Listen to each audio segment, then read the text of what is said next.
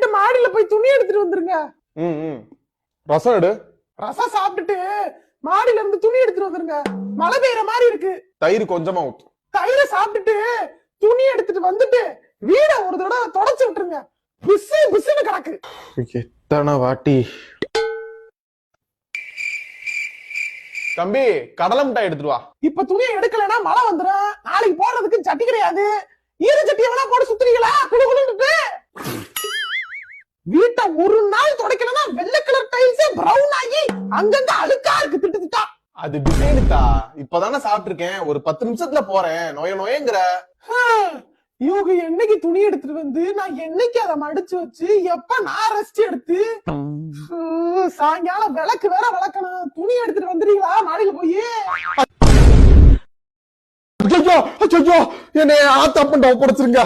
Mental டார்ச்சரை கொடுத்துருக்கா.